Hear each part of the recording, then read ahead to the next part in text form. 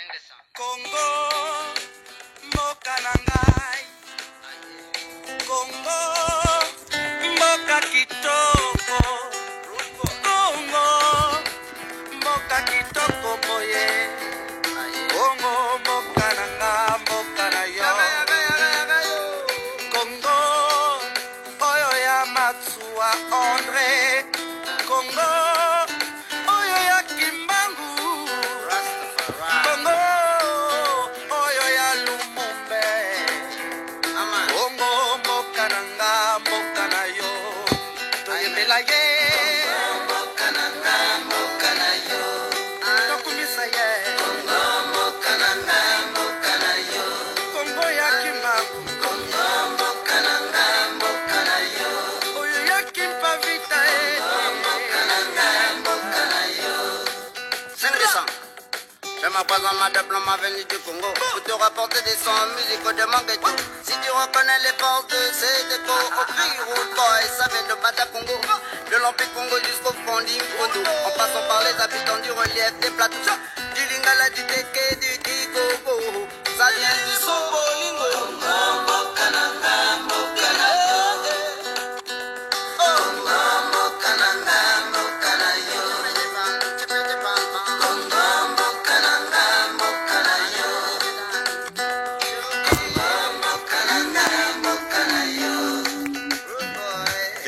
Mes yeux se lèvent, mes mains s'étendent, l'espoir se perd, le peuple qui crève, plus envie d'entendre, les âmes qui pleurent, au qui est fou, les âmes qui tombent, au qui est fou, vous qui marginalisez les âmes, vous êtes qui est fou, la haine s'impose partout, détruit le peuple bantou, l'héritage pris en otage, la galère fait rage, le chômage en hausse, les dirigeants nous faussent, le Congo est en ruine, mauvaise gouvernance, en coton, en partageant, shalom, shalom, n'importe quoi.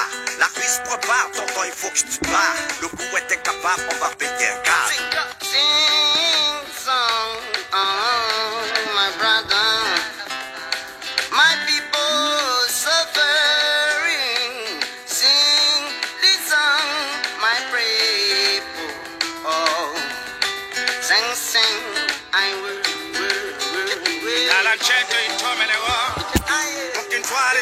Shalom, shalom, on partage, on partage.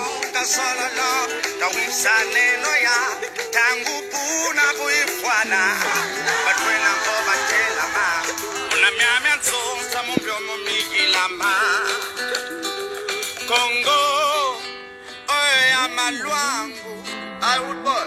Congo, oyo ya Lorwa Makoko. Congo, oyo ya Kimpavita. Congo, mboka na nga, mboka na yo. Toyembela ye. Mboka na nga, mboka na yo. Toyembela ye.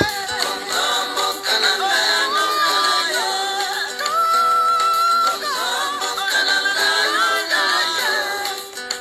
Shalom, shalom. On partage, en coton, en partageant.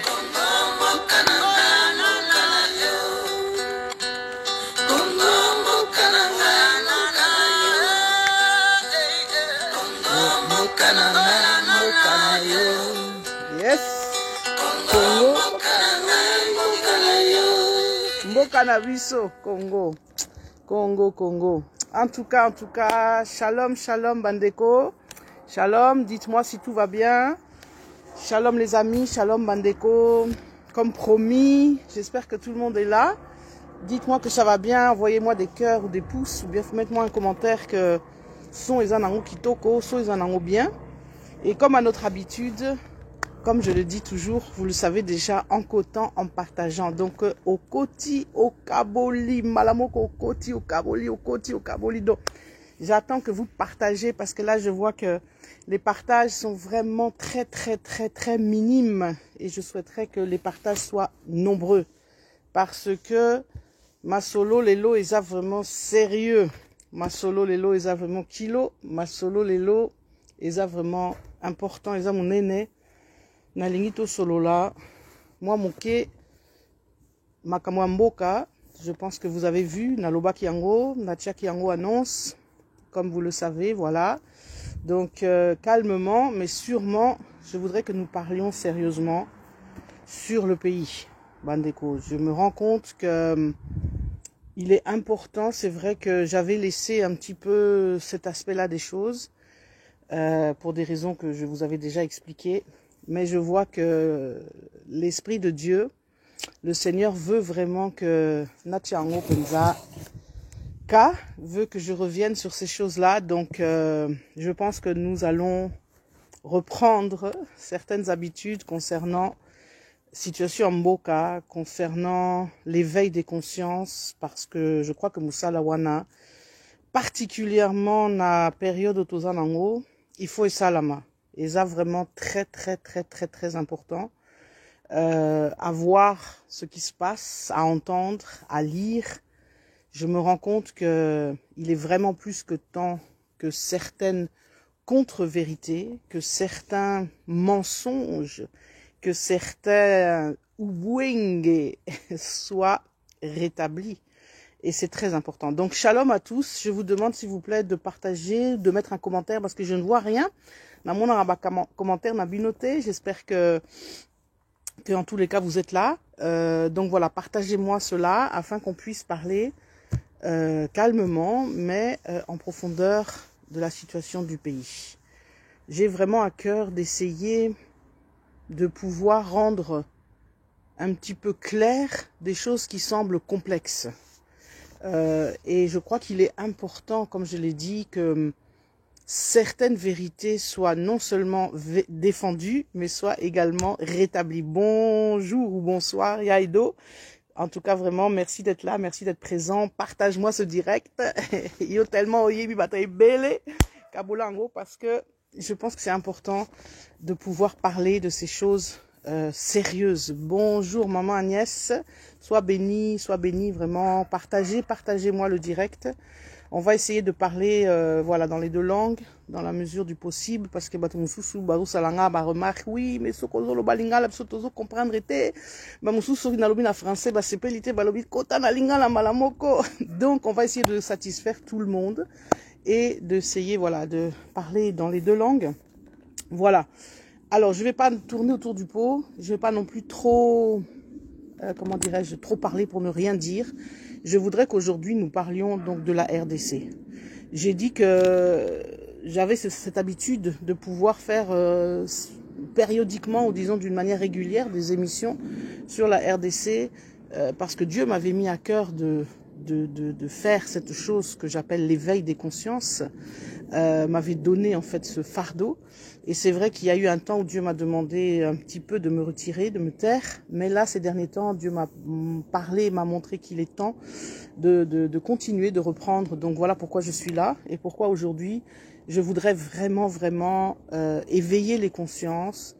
Parce que beaucoup de choses qui se passent et qui se disent au sujet du Congo sont parfois dues à un manque non seulement de connaissances, mais à une volonté évidemment, comment dirais-je, une volonté forte de détourner ou disons de travestir la vérité. Donc bandeko vraiment nalingi boza la penza branché boka bo la vidéo oyo toko solo la penza makamwa mboka parce que c'est très sérieux. Je pense que beaucoup Baza déjà éveillé, gloire à Dieu, et merci Seigneur pour le travail que beaucoup font. Je ne suis pas la seule à participer à ce travail d'éveil des consciences, heureusement d'ailleurs, parce que sinon ça serait, je crois, une trop lourde tâche. Nous sommes nombreux et ce travail porte ses fruits petit à petit, mais il y a encore beaucoup d'autres qui évidemment sont encore dans le brouillard et dans la distraction concernant la situation Mboka. Donc c'est un petit peu par rapport à cela que j'aimerais que l'on parle. Et pour cela, c'est vrai qu'il y a comment dirais-je, des prérequis pour pouvoir comprendre ce qui se passe, pour pouvoir ne plus être l'objet des mensonges et des distractions, des manipulations. Il est important, Yakoye Bapenza, histoire Mboka, Yakoye Bapenza, la situation. Et voilà pourquoi la Bible dit « Mon peuple périt par manque de connaissances ». Ce n'est pas simplement valable au niveau des connaissances bibliques, mais c'est aussi valable au niveau des connaissances intellectuelles, historiques, politiques, etc., de toutes sortes de connaissances. Donc, vous savez, ce qui se passe dans Mboka, je crois que je vais essayer de le dire d'une manière claire et d'une manière simple.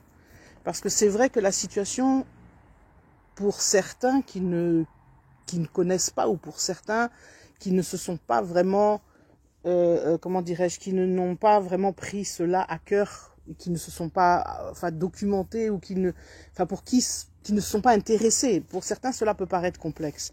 Mais en fait, Ezalaranango, alors je vais d'abord mettre, voilà, pour pas qu'on soit dérangé. Ezalaranango simple, bonsoir, bonjour Pasteur Bobo, bonjour Sylvain Yamokoy, bonjour, bonjour, bonjour, bonjour. Donc, Motenabinotu. Vous savez, parfois on rigole, on plaisante avec le Pasteur Bobo qui est là, qui nous suit. On a fait un peu des émissions, on a un petit peu rigolé. Mais il y a des moments où il faut, voilà, faire la part des choses entre un petit peu plaisanter, avoir de l'humour et être sérieux. Situation Oezo Leka Mikolo yo, qui n'est pas nouvelle, ça, comment dirais-je, c'est quelque chose de sérieux parce que pendant plus de 20 ans, donc depuis en fait l'annexion, moi je le dis, enfin l'annexion, oui, l'occupation, comment dirais-je, la violation du territoire congolais en 1997 par les forces ennemies, donc le Rwanda, l'Ouganda en tête. Il y a une sorte de chape de plomb qui est posée, qui est mise sur la situation, et surtout une volonté de pas en fait d'empêcher que le plus grand nombre, le plus grand public baïba situation, baïba penza vérité. Alors, je pense que vous avez tous suivi l'actualité. Vous avez suivi dernièrement la sortie médiatique du président rwandais au Bénin, lorsqu'il est allé voir le président béninois Talon. Et je pense que tout le monde, par cette sortie médiatique, en tout cas, a réagi. En tout cas, je pense que patriotes, ont réagi. Mais vous savez, cette sortie médiatique n'est que pour moi la continuité, le résultat aussi de ce que j'ai toujours dit, parce que j'ai toujours dit que le problème du Congo était spirituel avant tout, et que Dieu est dans la place et dans l'affaire, et que la victoire est proche.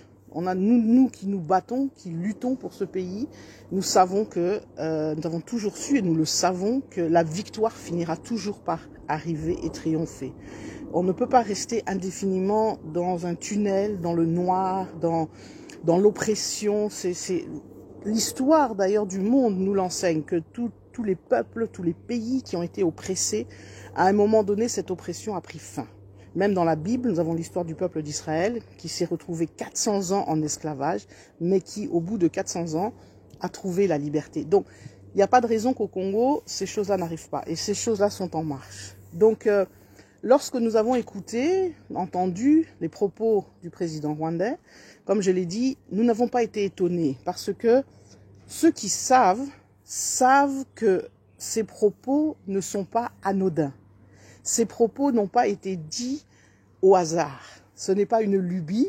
Il ne s'est pas réveillé un matin et se dit, bon, allez, lélo, na lamuki, na ibielo, na rolobate, ou bien comme certains Congolais aiment faire le buzz. Non, le président rwandais, il n'est pas dans les buzz. Il n'est pas dans il est très sérieux dans son plan et dans ses objectifs. Donc, tant alobaki makamboana, alobi ango siamant, a ibielo kwa alobaki, et d'une certaine manière à dévoiler plan naïe, à dévoiler projet que nous, comme je dis que certains qui se battent sont au courant, ce projet de démantèlement, de dépeçage, de destruction de la RDC. Alors vous savez, il y a plusieurs choses à dire et évidemment à lui répliquer. Notamment, je vous encourage à suivre vraiment ce documentaire. C'était une séance au Sénat sur la problématique des Grands Lacs, il y a, je crois, 1 ou 2 ans, où le professeur Ndaiwel est intervenu pour nous parler clairement et expliquer clairement les choses qui étaient un peu floues dans la tête de certains Congolais et d'autres, et pour dire clairement, pour contrecarrer ce mensonge et ces thèses qu'on essaye de nous faire avaler depuis plus de 20 ans, en disant clairement que en ce qui concerne la problématique des frontières, pour faire court, le Rwanda n'a rien à revendiquer. Au contraire, c'est même le Congo qui a à revendiquer. Parce que lorsque vous étudiez l'histoire, et c'est à ça que je voudrais vous amener, Je vous invite à lire 3 livres. Ici, j'ai 3 exemplaires, mais bon, voilà, j'ai choisi. Il y a beaucoup de livres, il y a de littérature qui a été écrite sur cette problématique qu'on appelle des Grands Lacs, l'Est du Congo, le Rwanda, le Burundi. Il y a donc voilà, il y a de quoi se documenter sur la question et je vous encourage à le faire parce que c'est très très très important. Il y a des articles qui ont été écrits, il y a donc et des livres. Alors vous avez ici, je vais vous conseiller 3 livres avant qu'on rentre dans le sujet. Il y a un homme que j'aime beaucoup, que j'apprécie beaucoup, qui était un homme qui a consacré sa vie au Congo. Pour moi, c'est un Congolais dans l'âme, même s'il est comme moi, étranger, à Mupaya, à Mundele, mais c'est vraiment une personne de référence. C'est une personne qui a vraiment consacré, comme je dis, Vinaye à l'histoire, à l'ethnologie, mais surtout l'histoire et l'anthologie du Congo. Donc, il a écrit ici un livre que certains peuvent trouver aussi en PDF, qui est sur l'histoire du royaume ou l'histoire du Rwanda avant 1900. Donc, en gros, l'histoire vraiment précoloniale. Et ici, donc, monsieur Jean Vansina, pour pas le nommer, Jean Vansina, ici, vous avez ce livre, Le Rwanda ancien. Donc, déjà, en lisant ça, vous avez une histoire sur, donc là, particulièrement le Rwanda. Vous avez un livre aussi de Jean-Pierre Chrétien, que j'aime beaucoup aussi, qui est un grand historien. Et même si Ataza Mundele, vous savez, ce n'est Bamindele Nyo surtout Bazamabete. Il faut arrêter aussi ces ségrégations et tout.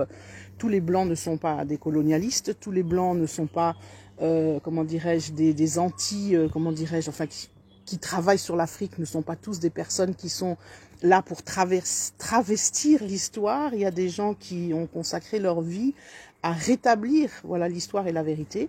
Donc, l'invention de l'Afrique des Grands Lacs, ça c'est un livre que je vous conseille également de lire. Avec cela, vous aurez beaucoup d'informations sur justement cette période précoloniale qui est important de connaître parce que si vous ne connaissez pas la période précoloniale, vous n'arriverez pas à comprendre ce qui se passe aujourd'hui.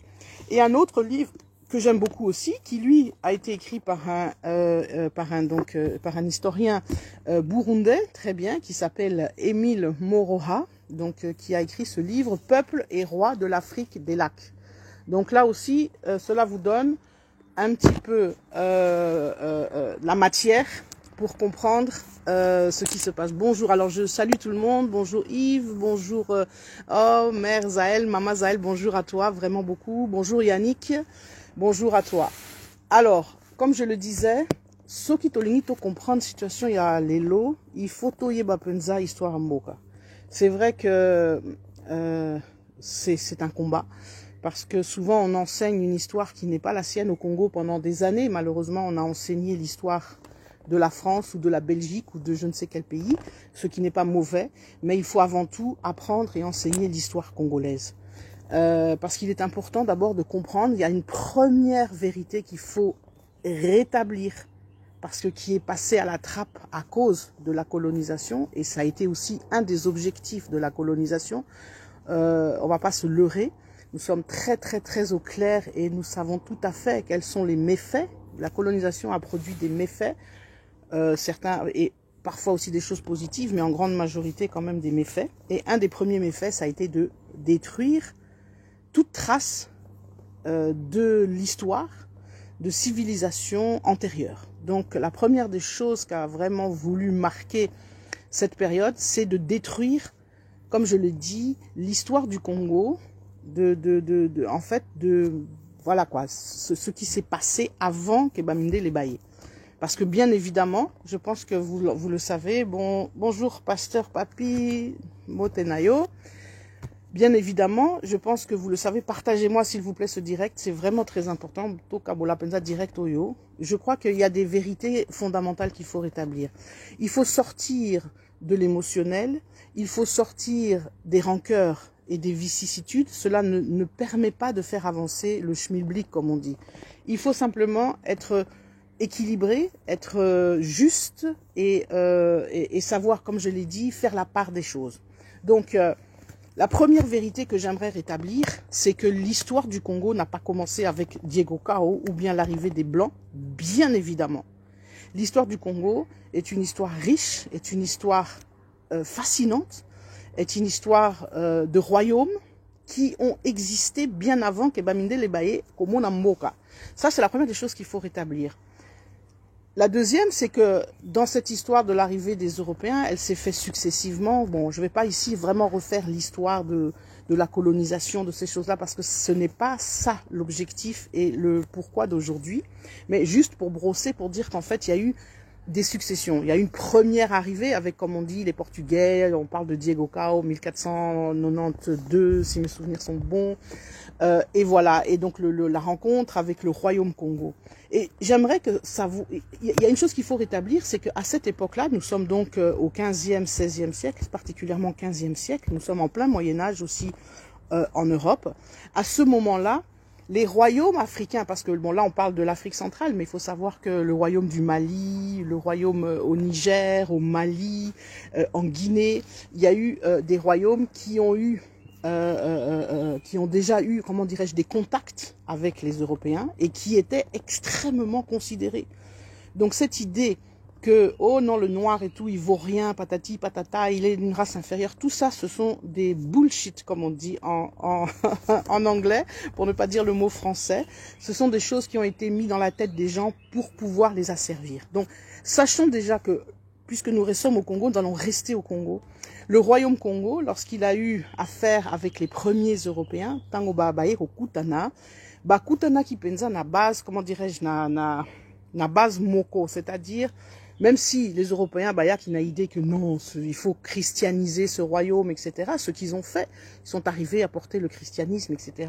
Et nous avons vu le premier roi du Congo, Alfonso Ier, qui est devenu chrétien.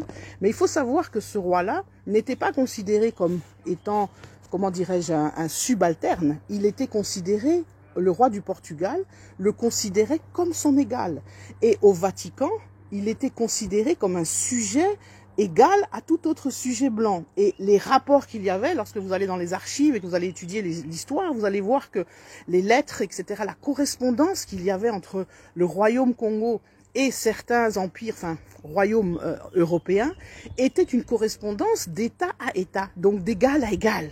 Il n'était pas question ici de subordonner, il n'était pas question ici de colonisation, comme nous allons la connaître plus tard, enfin comme l'Afrique et cette partie de l'Afrique va la connaître dans les années bien plus tard. Mais à cette époque-là, au 15e, 16e siècle, il n'était pas question de colonisation, c'était comment dirais-je, une situation de rapport d'État à État.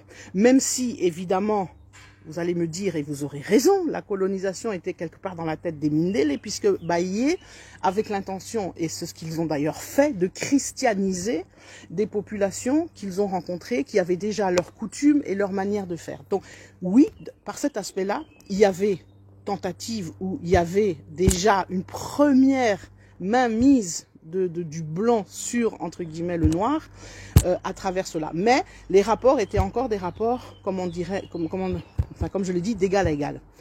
Ensuite, il y a eu les choses, comment dirais-je, se corsent bien plus tard. Parce que l'histoire de ce qu'on appelle aujourd'hui le Congo, à l'époque, c'était un territoire qui n'était pas défini tel qu'il est défini aujourd'hui.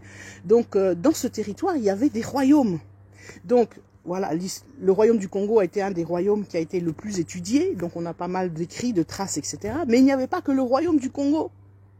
Il y avait l'empire Luba, l'empire Lunda, les royaumes Kuba, il y avait les Teke, il y avait...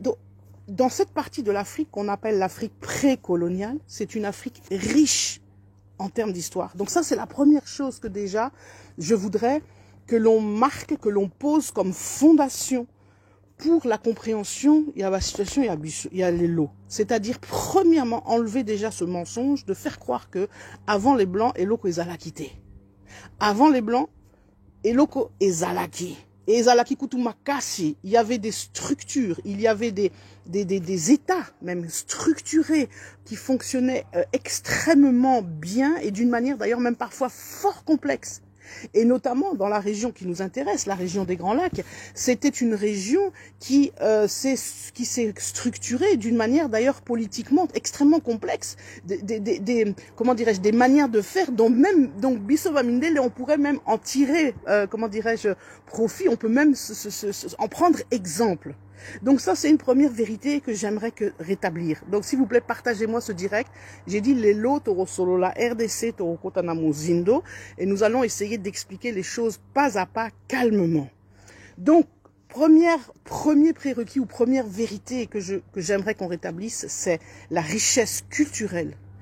Linguistique, n'en parlons pas puisque le nombre de langues qui sont parlées au Congo sont énormes, mais la richesse culturelle, politique, historique, etc.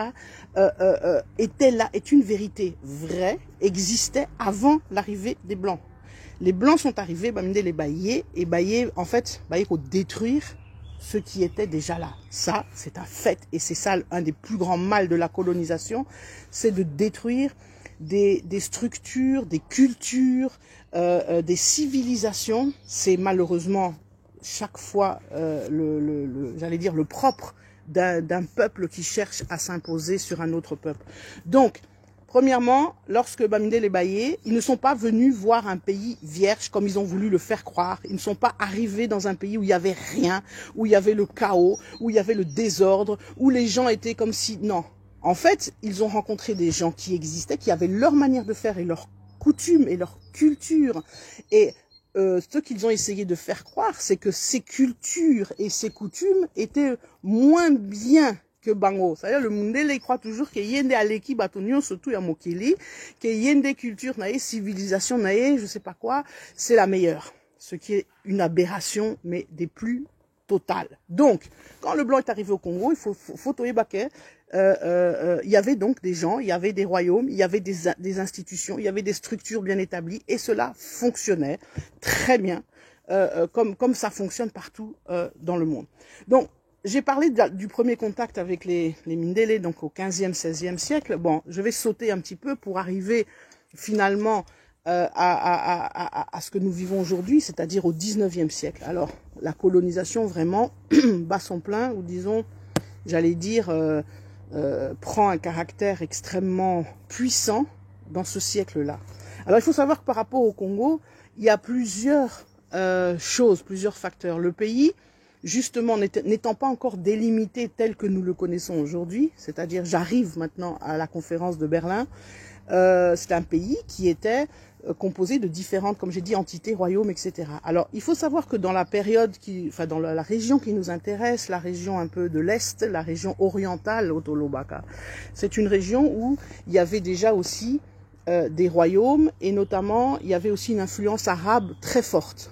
Ok, donc bonjour à tous, Mbote Nabino, s'il vous plaît, partageons, parce que direct, c'est vraiment important pour que les gens comprennent, que les gens soient réveillés et que les gens retrouvent aussi un petit peu de l'esprit, de l'amour patriotique. Parce que si tu as une histoire en Bokanayo, tu seras fier de ton pays. Yeba que tu ne viens pas de nulle part, tu ne viens pas de n'importe où. Tu viens d'un pays riche, tu viens d'un pays qui a une richesse, et quand je parle de richesse ici, je suis pas en train de parler de sa richesse géologique ou de sa richesse minière ou financière. Pour moi, ça c'est même un détail. C'est d'abord avant tout la richesse personnelle, la richesse culturelle qui est l'essence même, qui est la colonne vertébrale d'une identité.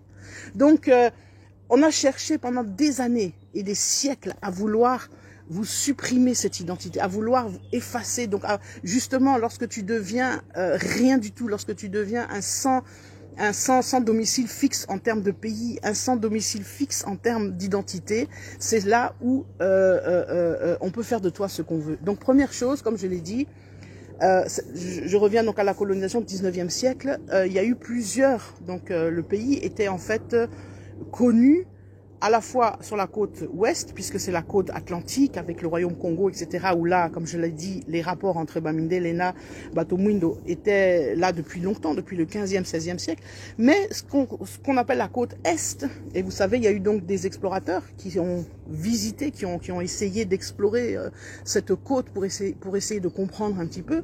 Donc nous avons eu Livingstone, qui a été donc le premier, qui a découvert toute cette région, donc qui se limite pas qu'au Congo, puisque ça descend jusqu'en Zambie, etc. Donc toute cette région est-orientale. Et puis après, notre cher Stanley est passé par là pour, en quelque sorte, marquer le coup. Et c'est vrai que pendant son passage, les différentes populations, les différents royaumes, etc., qu'il a eu à rencontrer, il a essayé de faire des contrats, voilà, des partenariats. Mais en fait, bon, il se tout au début bien que ce sont des faux partenariats, parce que c'est des partenariats qui étaient, comment dirais-je, qui n'étaient pas du tout dans une optique de créer un climat d'égal à égal, mais qui étaient bien des partenariats avec l'idée, l'objectif d'annexer et de rendre, comment dirais-je, sous servitude ces populations qu'on a rencontrées. Donc, par rapport à l'Est, il y avait déjà, comme je dis, une influence arabe, avec, vous savez, toutes ces caravanes, je veux dire, où on vendait, parce que vous savez, l'histoire de l'esclavage, c'est aussi très complexe et très compliqué, c'est pas aussi simple que c'est juste, comment dirais-je, souvent on réduit ça, Mundé les Mokoye, il fait prisonnier, etc., des Noirs, et il les envoie en esclavage en Amérique. Non, c'est beaucoup plus complexe, et malheureusement, il y a des comment dirais-je, il y a des sociétés qui avaient ce modèle ou cette manière de faire comme modèle, et donc c'est des choses qu'on retrouve un peu partout. Donc na Estwana, avec vous vous rappelez typotype, etc. Toute cette région était comment dirais-je, était déjà une région où il y a du commerce, du trafic, où il y a, comme on dit, de la vie, du mouvement. Ok? Alors, à ça arrive maintenant la conférence de Berlin. Alors, la conférence de Berlin, qu'on appelle d'ailleurs, je l'ai déjà dit dans des émissions, conférence Congo Conference. En fait, cette conférence, il faut le savoir. Et lorsqu'on va comprendre la profondeur de la conférence de Berlin, nous allons tout de suite comprendre ce qui se passe aujourd'hui.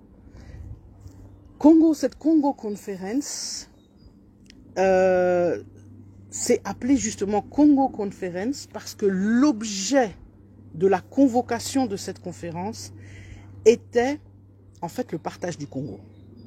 Vous savez, les Blancs, les puissances, comment dirais-je, comment on appelle ça, les puissances à l'époque donc régnantes, c'était partager l'Afrique, donc la France, l'Angleterre, l'Allemagne, etc., le Portugal, donc tous ces pays-là. Et le Congo était un ensemble, j'allais dire un peu indéfini, un territoire en fait, qui n'avait pas de frontières définies, vaste territoire que s'arrachait ou que voulaient s'arracher toutes ces puissances étrangères. Et là, il y a un point important à la conférence de Berlin qu'il ne faut pas oublier. On se focalise sur les puissances européennes, mais il y a eu une puissance qui a joué un rôle aussi prépondérant dans cette conférence, et ça, lorsque vous allez lire les actes, etc., vous le verrez, c'est les États-Unis. Et les États-Unis, objectif Nabango, c'était depuis toujours de, comment dirais-je, donc de s'accaparer cette région, ça c'est un fait, mais ils avaient du mal à pouvoir le faire n'ayant pas de colonie ou n'ayant pas, comment dirais-je, de contact direct ou disons de points concrets comme pouvaient l'avoir les Français, les Anglais et d'autres. Mais l'objectif des États-Unis, c'était justement de se partager le gâteau, de pouvoir prendre possession de ce territoire et surtout pas d'en faire un territoire uni qui serait donné à X ou à Y. Donc, en fait, pour contrecarrer projet Yaba États-Unis Wana, c'est pour ça que cette conférence de Berlin a été mise sur pied pour se dire on va essayer de régler la problématique du Congo d'une manière, entre guillemets, pacifique. Alors, comme ils n'arrivaient pas à s'entendre sur le Congo, ils ont commencé par délimiter le reste. Et c'est comme ça que l'on dit que oui, la conférence de Berlin a été l'origine des frontières africaines actuelles. C'est là où, j'allais dire, le sort de l'Afrique en termes de frontières a été scellé. Et c'est vrai, et c'est lorsque vous regardez évidemment la carte de l'Afrique, vous vous rendez compte que ces frontières sont d'une aberration et d'une absurdité parfois sans nom, puisque c'est des frontières qui ont été tirées, tracées à la règle. Mais, comme vous le savez aussi, par la suite de l'histoire, aujourd'hui, même l'organisation africaine, l'OUA, a toujours donné comme prérequis, et après les indépendances, tout le monde s'est mis d'accord sur ce fameux principe de l'intangibilité des frontières. C'est-à-dire que n'enge penza Afrique, n'enge ba mindele penza ba desina qui penza ba frontière. Malheureusement, moi je le dis, je trouve ça un peu dommage, mais c'est vrai que d'une certaine manière, si on devait tout remettre en cause, ça serait peut-être un peu compliqué, mais malheureusement, il a été décidé de garder les frontières telles qu'elles étaient depuis la conférence de Berlin. Donc, ce qui veut dire qu'à la conférence de Berlin, comme je l'ai dit, les frontières ont été tracées et l'ensemble qu'il restait en Afrique centrale, ce fameux ensemble, une fois qu'ils avaient tout tracé, chacun a pris sa part, etc., s'est délimité, comme on dit, à dépecer le gâteau, il restait le Congo. Et le Congo ne savait pas quoi en faire. Et comme je l'ai dit, l'objectif des Américains, ça a toujours été de dépecer ce pays. Toujours. Et de pouvoir s'accaparer des richesses. Et donc, il a été décidé que voilà, puisque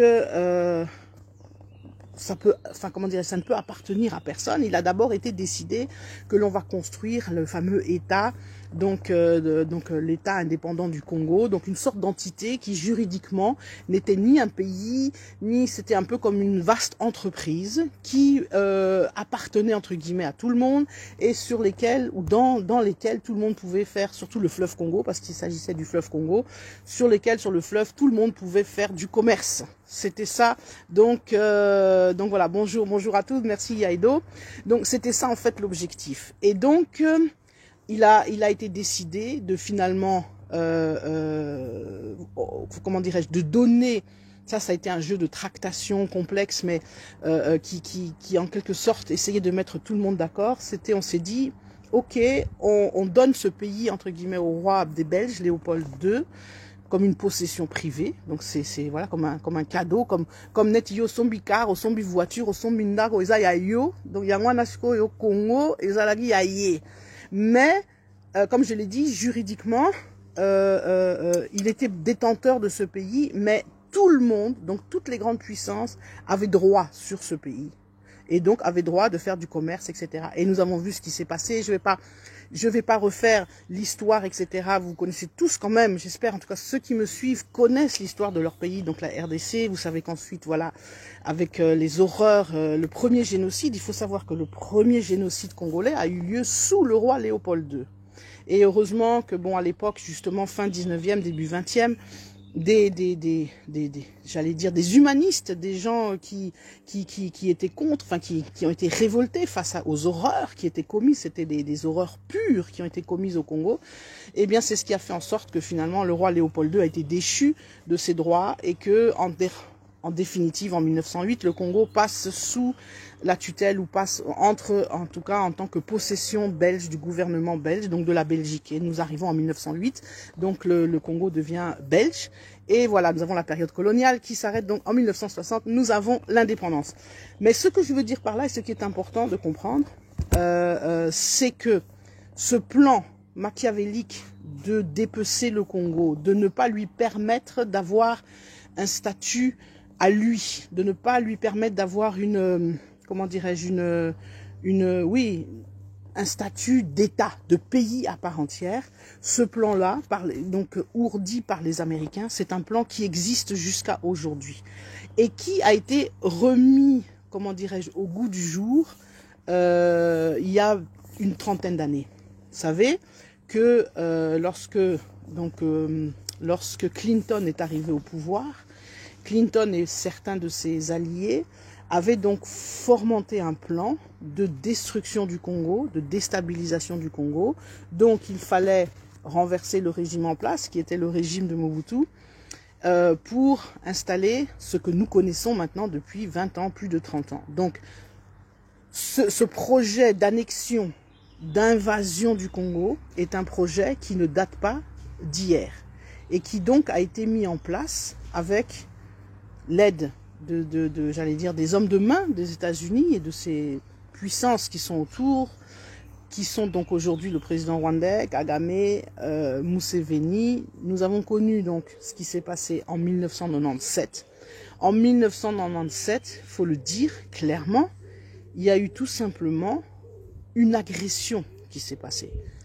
Ce n'était bien sûr que l'objectif était de renverser le régime en place, mais avec un objectif simple et clair d'invasion, voire même si possible d'annexion, de contrôle, enfin d'occupation, voilà, il faut dire les mots tels qu'elles sont, des terres. Et donc, lorsque Laurent Désiré Kabila est arrivé au pouvoir, porté par ses parrains, entre guillemets, il s'agissait de mettre la mainmise sur le Congo.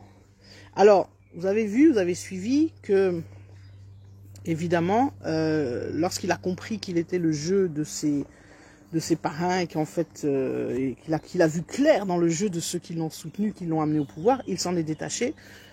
Vous connaissez la suite, 1998, première guerre, etc. Laurent Désiré Kabila qui fait volte-face, qui fait machine arrière et qui prévient le peuple congolais pour dire défendez-vous parce que voilà, nos amis entre guillemets sont pas nos amis mais sont nos ennemis. Donc oui, bonjour à tout le monde, bonjour à tout le monde. Et nous connaissons voilà ce qui s'est passé. J'ai pas besoin de vous raconter la suite de l'histoire. Pourquoi je vous dresse tout ça? Parce que pour vous faire comprendre que le président rwandais n'a pas pour objectif, comment dirais-je, ou a pour objectif s'il pouvait, ça c'est ce qu'on appelle la folie des grandeurs, a pour objectif finalement de s'accaparer le Congo. Donc, il y a le livre, le fameux livre que tout le monde a et que j'espère que vous avez tous, hein, s'il vous plaît, achetez ce livre parce que vous allez comprendre. Nous avons un frère que je salue au passage qui a beaucoup fait, qui continue à faire énormément pour le Congo, pour la lutte du Congo, qui s'appelle Charles Onana.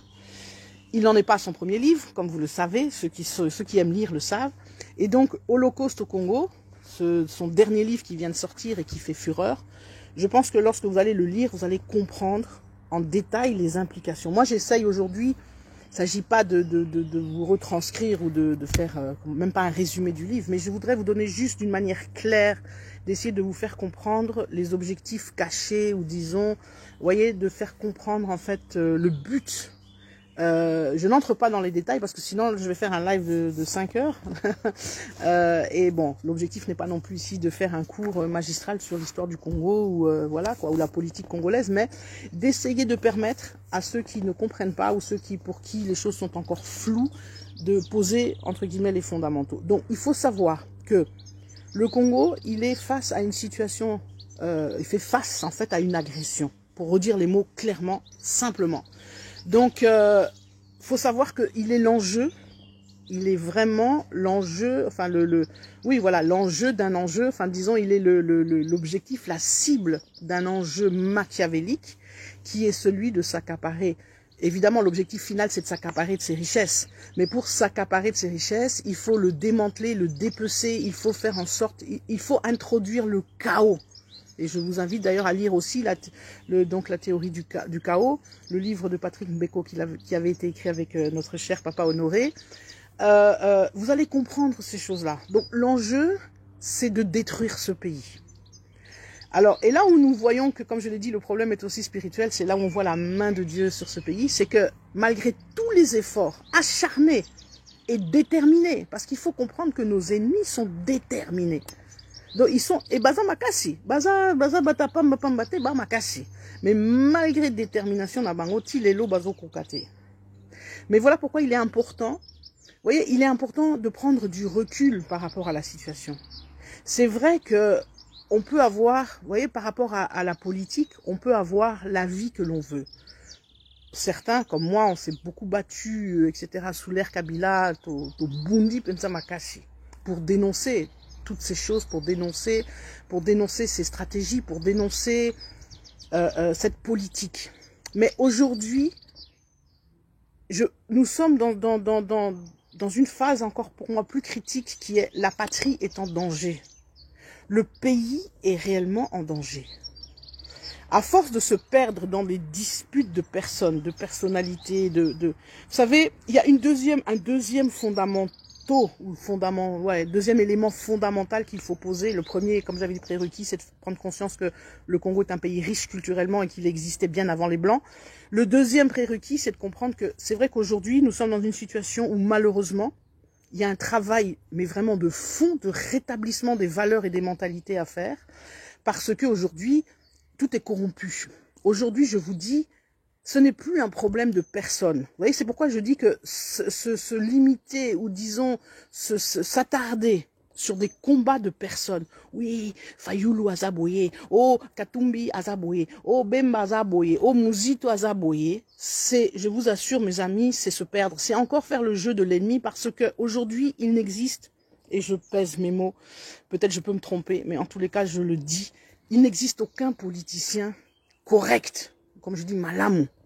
Malheureusement, le monde politique est gangréné par cet esprit de gabégie, par cet esprit de corruption et de dire quand est-ce que mon tour arrive pour un pénalia.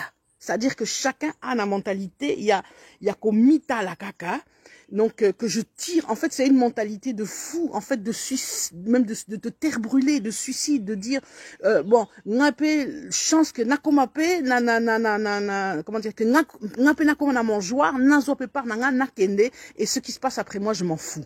Vous voyez la mentalité dans laquelle, en fait, est engluée l'ensemble de la classe politique congolaise. C'est une mentalité, malheureusement, voilà, comme je dis, de gabégie, une mentalité de gens d'individualisme, de matérialisme, etc. Donc, ce qui fait qu'aujourd'hui, le problème n'est pas qui va diriger le pays demain.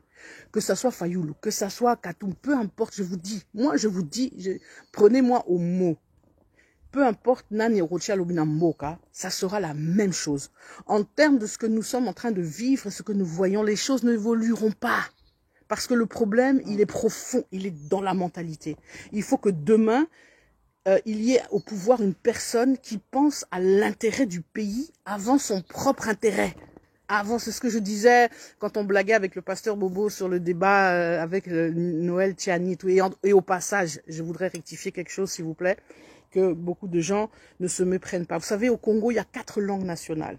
Donc, arrêtons de stigmatiser les personnes qui ne parlent qu'une seule langue nationale. Par exemple, alobara lingala te, mais alobara swahili, bien alobara kikongo, bien alobara chiluba. Aza congolais, ezape malamu. Il n'y a pas besoin de maîtriser c'est bien si tu maîtrises les 4 langues nationales. Et en tant que président, c'est encore mieux. Mais si tu ne les maîtrises pas, c'est pas non plus grave. Donc, Noël Tiani, alobara peut-être lingalate, mais alobara chiluba, ezamunokonae. Donc, vous voyez, faut arrêter avec ça, ok? Donc, je referme tout aussi vite la parenthèse, parce que, comme je le disais, il y a d'abord, avant tout, un débat de fond à poser. Un débat de fond et surtout un travail d'éducation de fond qui est ce travail de changement des mentalités. Parce que tant que les mentalités ne changeront pas, tu peux mettre demain au pouvoir qui tu veux, ça ne changera rien. Donc aujourd'hui, il faut prendre conscience que nous sommes... Pourquoi je dis que le pays est en danger? Pourquoi je dis que l'heure est grave, Bandeko? Parce que nous sommes face, comme je dis, à un ennemi qui est déterminé et dont l'objectif, c'est de s'accaparer du pays, de le détruire, de le démanteler et de l'occuper. Donc face à ça, le Congolais doit se réveiller. Et il faut que la conscience nationale, un des acquis de la Deuxième République, on peut dire ce qu'on veut et vous pouvez dire ce que vous voulez. Moi, je ne me cache pas de dire que je suis fière d'être zaïroise et que j'aime la Deuxième République, malgré tous les torts et les travers que la Deuxième République a initiés et que nous avons connus. Un des acquis a été cette idée, cette unification, cette idée de la conscience nationale. Au Zaïre, nous étions d'abord zaïrois, avant d'être Moulouba, Moukongo, Moutetela, Mouyanzi, Moupende, je ne sais quoi d'autre, Mouyaka. Tozalaki d'abord zaïrois et zaïroises. On était fiers d'appartenir à une nation, la nation zaïroise. Alors, ça ne veut pas dire que avoir la particularité, je vous dis, toutes ces richesses ethniques, ethnologiques, culturelles sont des richesses fondamentales qui font le ciment, qui font la richesse du Congo. Que tu sois, comme je dis, Mouyanzi, Moutetela, tout ce que tu veux. C'est très important et c'est bien, sois-en fier. Et je l'ai dit, connais ton histoire, connais l'histoire de ton ethnie, raconte-la à tes enfants. Ça, c'est encore un autre débat. Je referme aussi vite la parenthèse. Mais avant tout, je suis congolais. Et cette notion, cette conscience nationale, c'est ça qu'il faut, les lots, il faut les onga, il faut que ça soit mis sur le devant de la scène, parce que c'est comme ça que Toro Bunda, ennemi nabiso. Ennemi nabiso a okoka bisote, ceux qui toza conscient de qui nous sommes, et que toza fier ya rosa la Congolais. Donc face à ça, il y a une urgence. Donc l'urgence aujourd'hui, c'est pas qui est au pouvoir. Vous savez, c'est pourquoi je dis, Kobunda Félix, j'allais presque dire c'est un combat, comment dirais-je, c'est un combat qui n'a pas de sens parce que on peut lui en vouloir pour toutes les erreurs qu'il a faites et Dieu sait qu'il en a fait des erreurs et que c'est sa stratégie qu'il a eu de vouloir tendre la main à Paul Kagame, etc. Tous, nous avons vu toutes ces choses qu'il a commises, les actes qu'il a posés, je l'ai dit, je le répète, lorsqu'il s'est incliné devant le mémorial rwandais, ça a été un des chocs pour moi, ça a été la chose la plus insupportable et la chose que franchement, j'aurais du mal à lui pardonner. Bon, c'est sûr que le pardon fait partie de mes valeurs, donc oui, mais c'est quelque chose qui a choqué, vous comprenez? Mais ce qui est bien, c'est que, ok, aujourd'hui, il s'est rendu compte de ses erreurs. À Monique stratégie, nae walingaki azwa et simbité a changé Kazaka. Alors, vous voyez, c'est là où je dis, voyons d'abord la priorité qui est l'intérêt du pays. Aujourd'hui, le pays est en danger.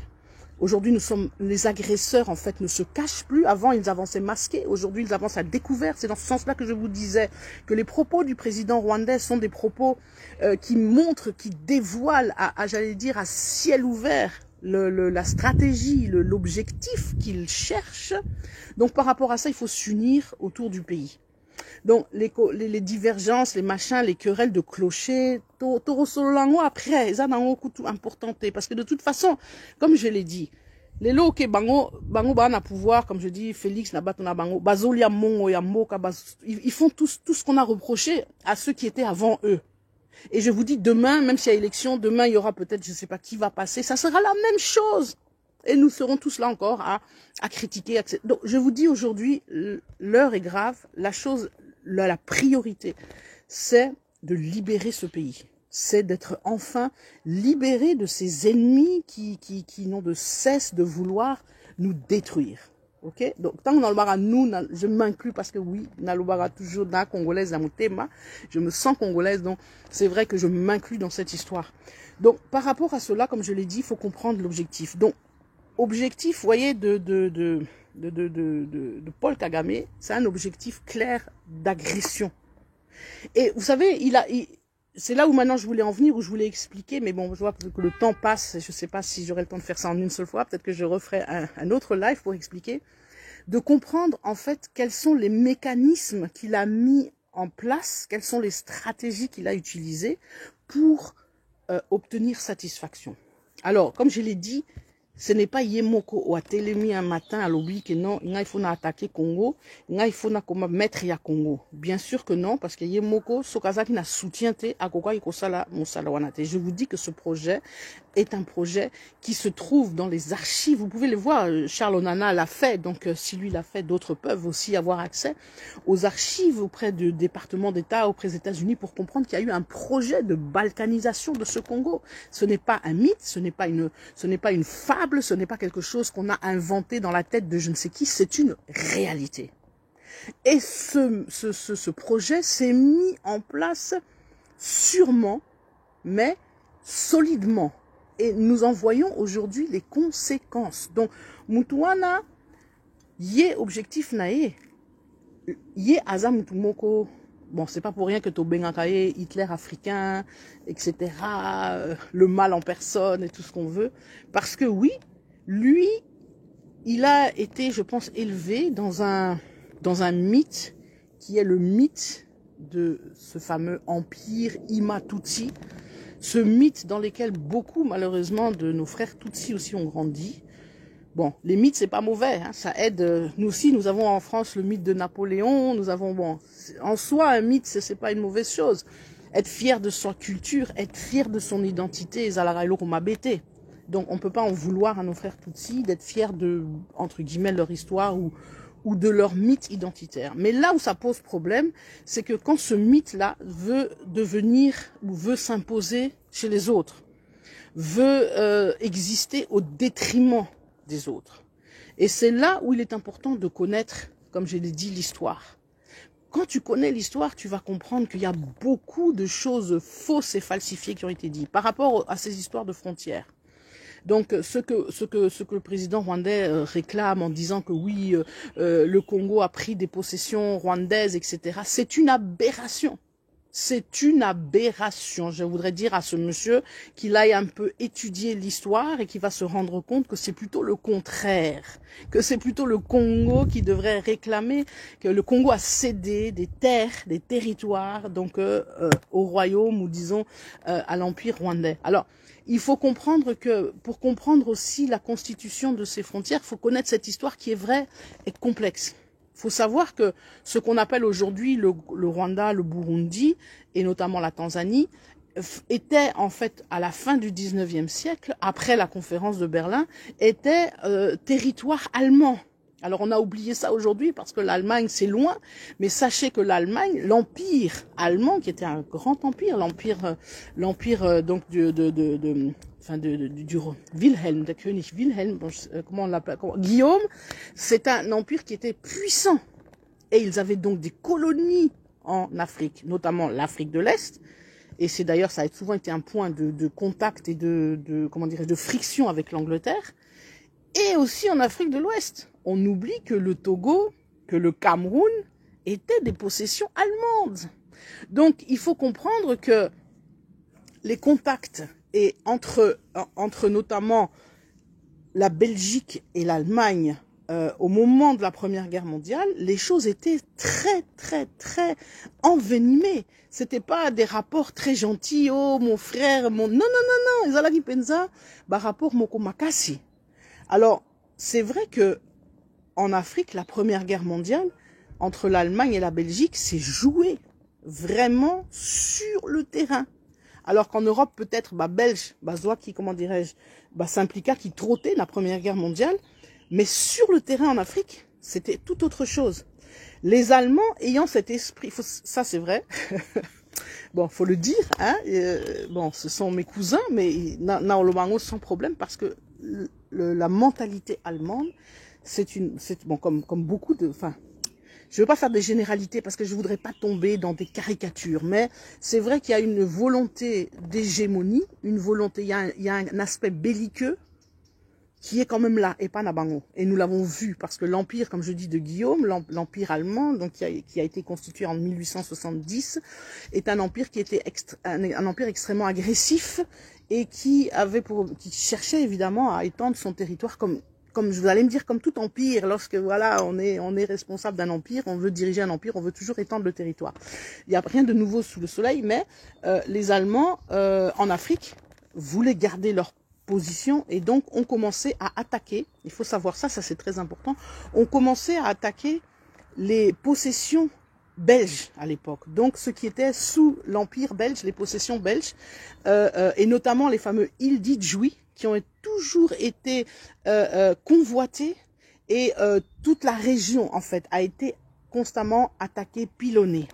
Alors au début les Belges ont réagi, mais effectivement après il faut comprendre que non, on ne peut pas se laisser faire ainsi. Les Allemands ont pris des possessions, ont réussi à mettre mainmise sur certains territoires, dont les îles Idjoui.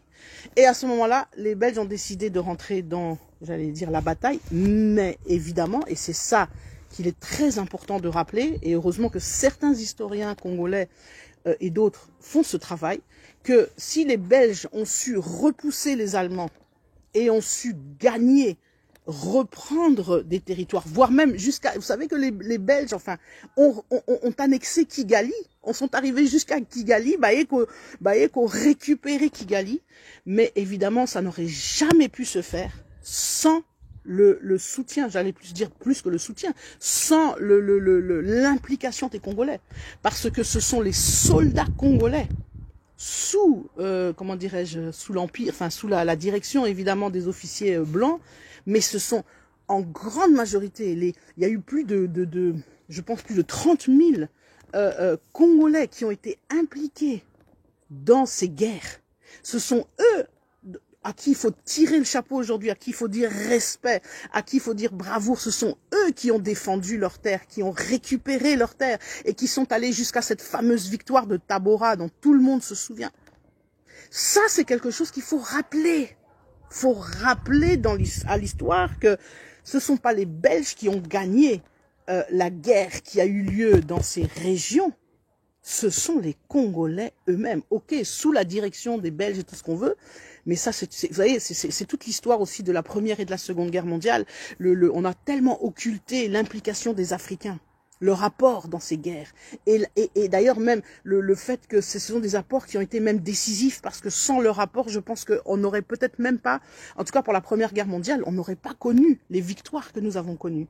Et même dans la Seconde Guerre mondiale, bon, je ne veux pas entrer dans les détails, c'est un autre débat. Mais je reste, moi, donc, à ce qui s'est passé pendant la Première Guerre mondiale. Donc, le terrain des offensives, sur le terrain, ce sont les Congolais qui ont reconquis ou qui ont rebooté, comme on dit, repoussé les Allemands dans leur retranchement, et voire même sont allés plus loin jusqu'à conquérir Kigali. Donc, c'est pour vous montrer jusqu'où était l'avancée congolaise, hein, belge, entre guillemets, par le truchement des soldats congolais. Donc, il faut comprendre que cette problématique des frontières, c'est une problématique qu'il faut connaître pour pouvoir être là, commencer à dire des choses qui sont des absurdités, sans nom.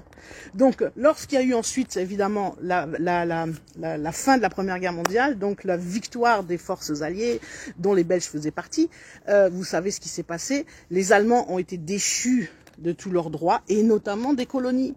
Et toutes les colonies allemandes ont été réparties par les grandes puissances. Et pour nous, ce qui nous intéresse, c'est-à-dire la région de l'Est, a été donnée sous tutelle à la Belgique. Et donc, le Rwanda, le Burundi, une partie de la Tanzanie, s'est retrouvée sous tutelle belge. Donc, la Belgique s'est retrouvée avec deux grands morceaux. D'un côté, le Congo, et de l'autre côté, le Burundi, le Rwanda, toute cette région orientale. Donc, lorsqu'on commence à comprendre ça, on commence à se rendre compte que toutes les revendications rwandaises sont des revendications qui ne tiennent sur rien de vrai, de concret, qui sont à mettre à la poubelle.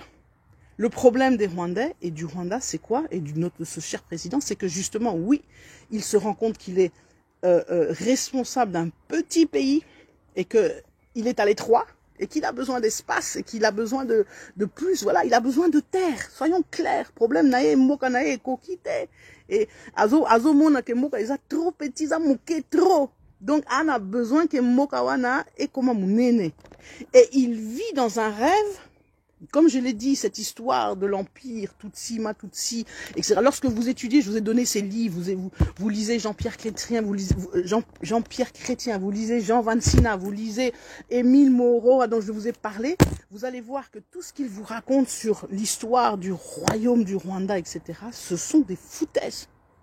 Ce sont des foutaises. Cette histoire qu'il y avait un royaume énorme qui allait jusque, je sais pas, à l'intérieur des terres du Congo, et Zalaka Bouzoba, et Zalaka faux. Mais pour pouvoir le contredire, pour pouvoir, voilà, il faut koyeba. Yangona dindenge tolobaka koyeba isa, kozanga koyeba isa liwa yandamo isa ya solo nde konanga. So koyebi histoire wanate, o comprendre problématique yambokate. Donc, vous voyez, ce qu'il a fait, c'est d'abord déjà d'établir ce mensonge que oui, il y avait un grand empire Ima-Tutsi qu'il faut rétablir, que cet empire a existé, etc., et que c'est notre droit, nous devons récupérer nos terres. Tout ce discours de récupérer nos terres, c'est une foutaise. Il n'y a aucune terre à récupérer. S'il y a des terres à récupérer, ce serait à la rigueur les Congolais qui devraient dire on doit récupérer nos terres. Nous avons des terres à récupérer. Mais bango, bana terre à récupérer. Et donc, dans ce livre, le dernier livre de Charles Onana, que je vous encourage à lire vraiment absolument vite, vraiment aller vite courir l'acheter, il va vous expliquer en fait toutes les stratégies que ce pays, le Rwanda en l'occurrence, enfin Paul Kagame, parce que j'aime toujours bien faire la différence entre le peuple rwandais et Paul Kagame, parce que nous n'avons pas de problème avec le peuple rwandais, nous avons des problèmes avec Paul Kagame, avec le président du Rwanda, qui a décidé de mettre sur pied une stratégie que nous refusons de toutes nos forces et que nous devons dénoncer.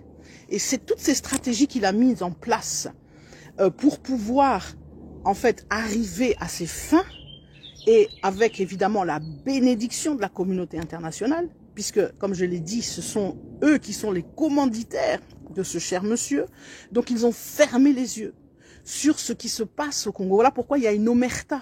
Au Congo, nous avons un deuxième génocide. Ces choses-là, nous devons les dire et les redire.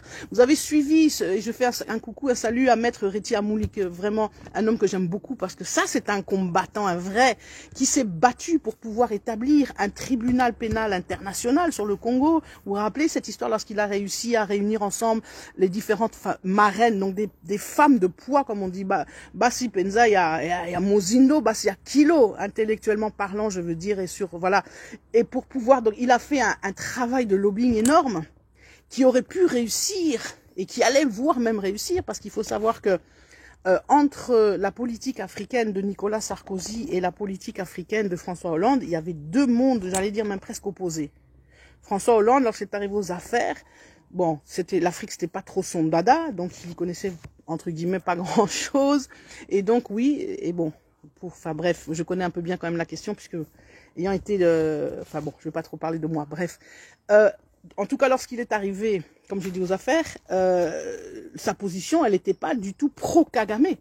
C'était même au contraire, il a plutôt été, il se disait, il avait plutôt une position peut-être pro-Congo. Mais malheureusement, il s'est vite fait, comment dirais-je, avoir par les lobbying, parce qu'il faut savoir que Batouana, a lobbying m'a cassé.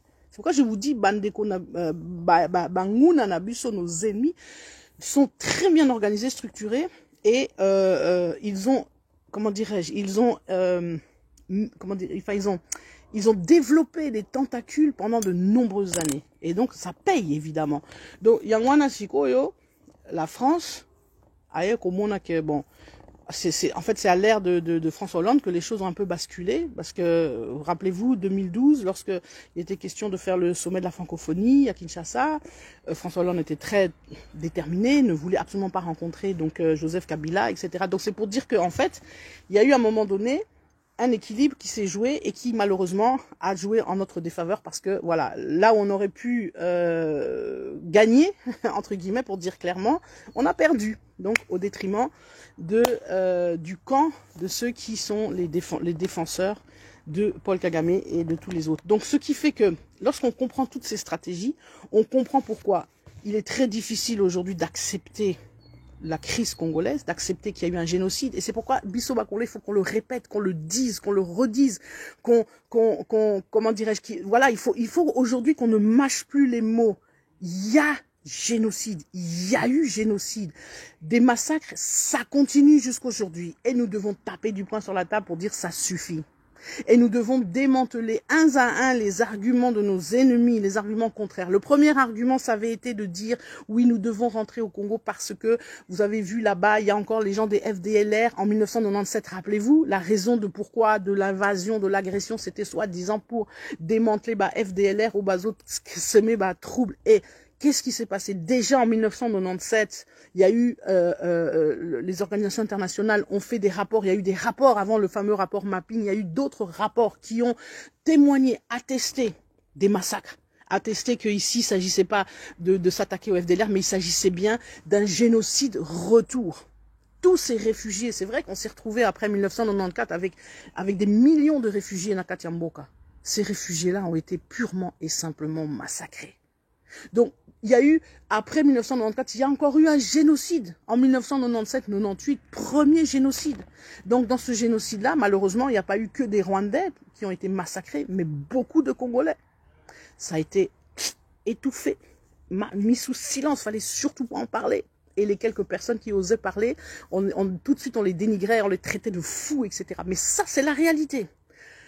Ensuite, qu'est-ce qui se passe ? Toujours avec cet argumentaire que, oh voilà, Bisso Penza, on est là parce que trouble les alliés, parce que Tolingi t'a protégé, pouvoir Nabisso, etc. Ils ont compris qu'à un moment donné, cet argument pouvait plus tenir. Au bout de 20 ans, il y avait plus de FDLR, il y a plus de génocidaires soi-disant aller pourchasser. Donc maintenant, et c'est pour ça qu'ils ont... Vous savez, il faut comprendre, quand tu comprends cette logique, au Simbi Mutu, au Lobika Kanzambe, Nzambe, Nangaye, Sunga Bisso, parce que c'est tellement machiavélique. Première stratégie, invasion du pays, et donc pour envahir un pays en même temps avec une stratégie d'occupation. C'est là où il fallait que tout décimer la population. Donc notre génocide, nous l'avons. donc toutes ces populations de l'Est, etc., en même temps que les camps étaient massacrés, en même temps massacrer la population, parce que en fait, à chaque personne qu'on massacre, on remplace. Donc, première stratégie, invasion, occupation. Troisièmement, remplacement. Pendant toutes ces années, Batoana Penza se sont acharnés à occuper, entre guillemets, à remplacer les populations autochtones par eux-mêmes et à trouver, et c'était ça c'est la perfidie du raisonnement. Il y a des populations, comme on dit, enfin, quand vous connaissez l'histoire de cette région, vous savez qu'il y a eu beaucoup de mélanges, etc. Et donc, oui, nous avons des populations, entre guillemets, originaires rwandophones, tutsiphones, hutuophones, tout ce que vous voulez. Donc, le Kinyarwanda est parlé dans la région. Mais eux, ils ont cristallisé, ils ont pris ces populations-là, même en otage. Et certains, d'ailleurs, très peu, mais certains qui osent parler l'ont dénoncé. Et puis, souvent, ils terminent massacrés. Ont été pris en otage pour être instrumentalisés en disant maintenant, parce que ça c'est le discours actuel maintenant, ce sont des minorités, vous savez, c'est le fameux Banyamulenge, etc. Besoba, minorité congolaise, Tozaba Tutsi, mais Tozaba Tutsi congolais. On a essayé pendant ces dernières années, on a voulu nous faire croire que nous sommes des Tutsis congolais, qu'il existe des Tutsis congolais, que c'est des minorités, qu'il faut défendre les minorités, qu'en fait on défend nos terres. Donc, on défend nos terres. Et aujourd'hui même, avant, on le faisait encore un petit peu d'une manière cachée, mais aujourd'hui, c'est même, on ose même réclamer les terres. Aujourd'hui, dans les discours du président rwandais, on l'a vu, là, c'était ça le discours qu'il a fait à Cotonou. Discours, on réclame la terre. Donc, ils ont terre nabiso. Ok, partagez, s'il vous plaît, partagez ce direct. Donc, bazo réclamer terre. On a discours, il y a les lots.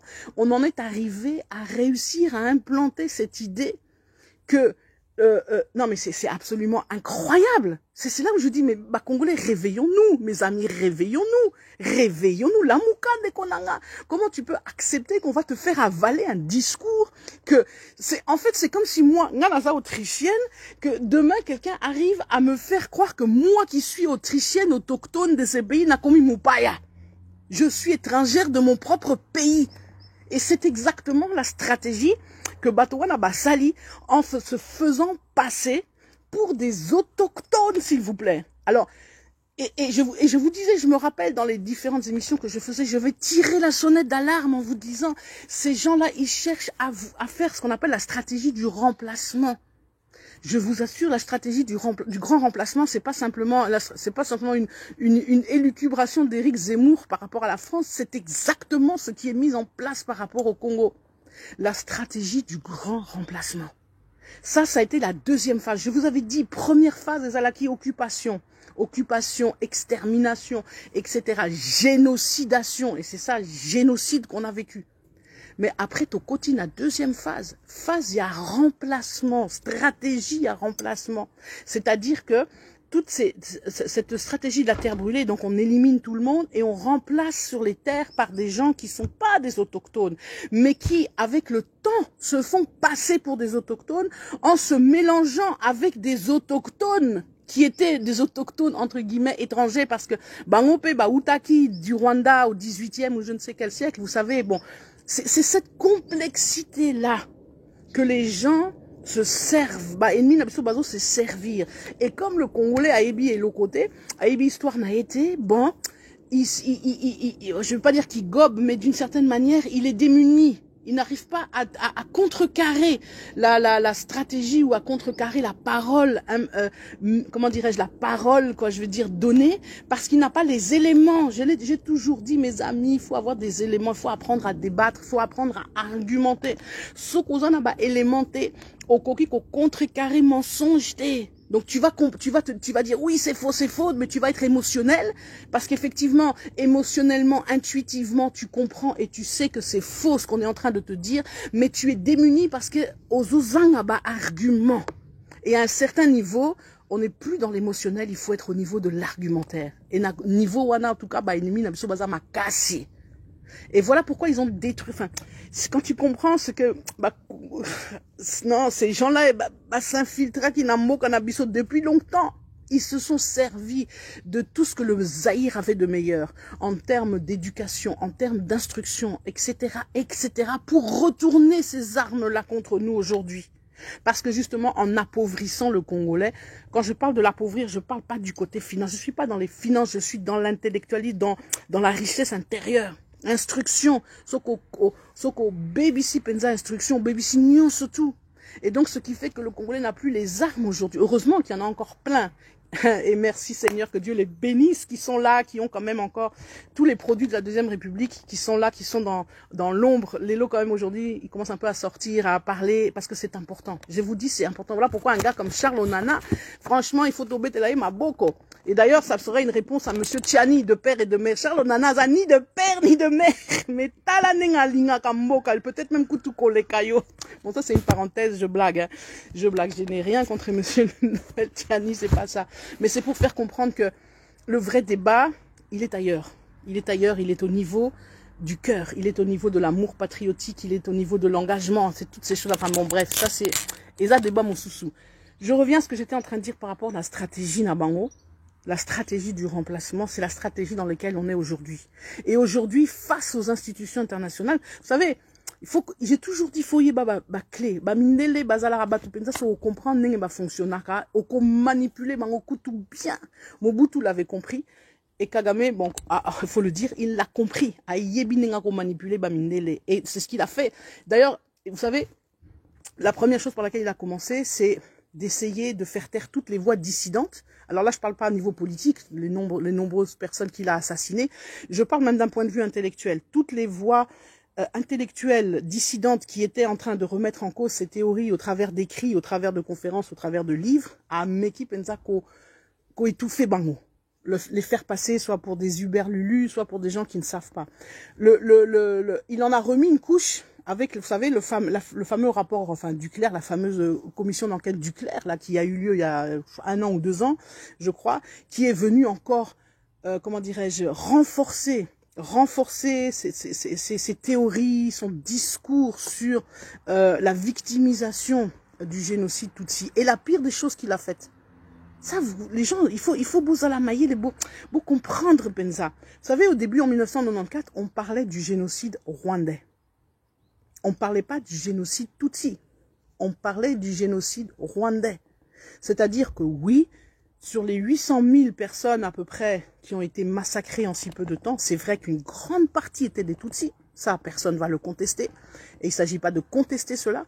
Mais il n'y a pas eu que des Tutsis qui ont été massacrés. Il y a aussi eu des Hutus modérés, voire même des Tois. Mais en tout cas, des Hutus modérés, il y en a eu.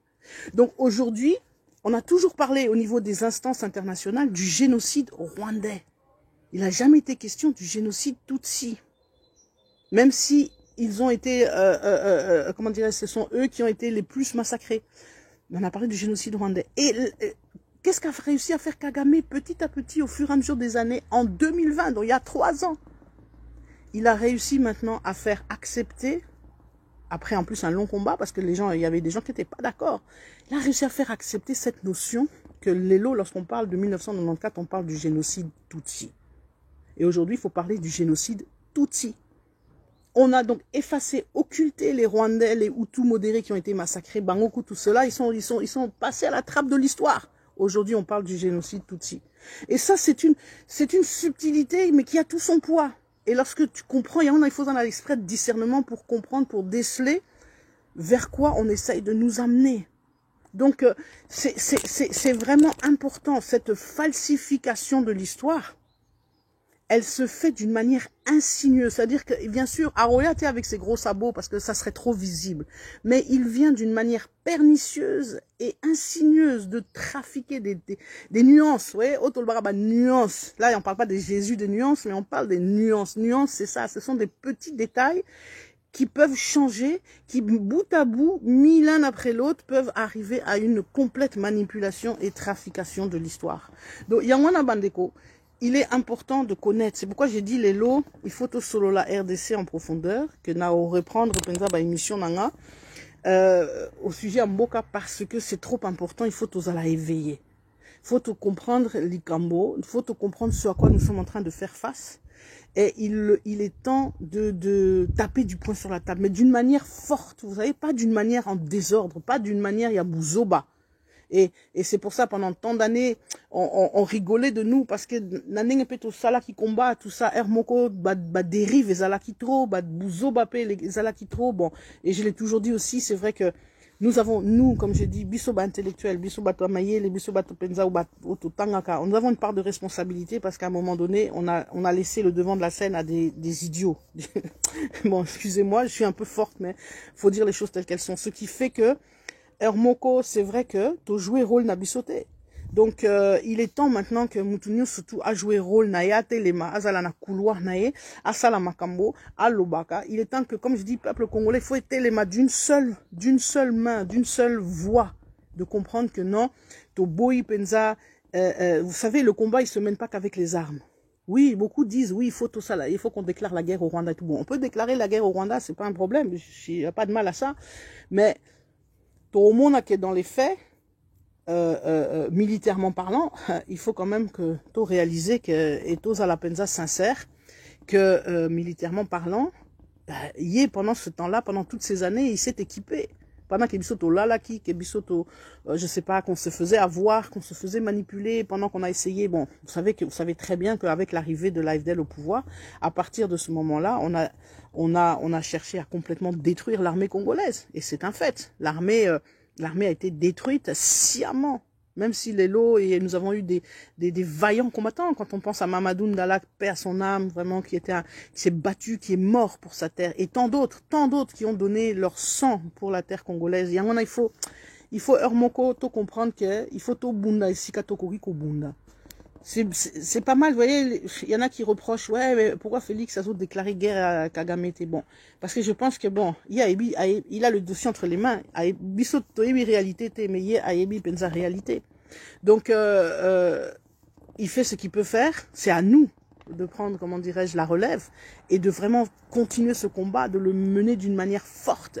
Et cette manière forte, c'est déjà en parlant, déjà en dénonçant, déjà en rétablissant la vérité, en contre-argumentant. Vous voyez, il y a une conférence là qui va avoir lieu, je crois, la semaine prochaine à Bruxelles, le professeur Kalala. Je vous invite vraiment à aller, si vous pouvez, en tout cas vous qui avez la chance d'être à Bruxelles, moi si je pouvais être là, qu'est-ce que je donnerais pas pour y être? Allez, qui va justement un peu rétablir aussi les vérités sur ces histoires de frontières, etc. Donc, Bandeko, vraiment, ils ont très très important. Yako yeba penza histoire mboka. Soki to yebi histoire mboka te, on ne saura pas se défendre. Et il est temps qu'on se défende. Il est temps que, vous savez, et puis ça rakanda, quand tu vois Moutouan azo sakana na biso, Mouta nengewana, c'est vrai, tolobara petit pays boy, azo sakana na biso neti ba banamike, neti ndembo. Donc et comme neti biso to comme ndembo na maboko na c'est pas normal. C'est pas normal, c'est ça va bilong moko, ça peut plus, on peut plus accepter ça. Non, c'est inadmissible. Et il faut qu'on fasse notre part. Nzamba osa la part nae. Oui, Dieu est dans l'histoire. Dieu, il y a le soleil là qui m'embête un peu. Dieu est dans la place.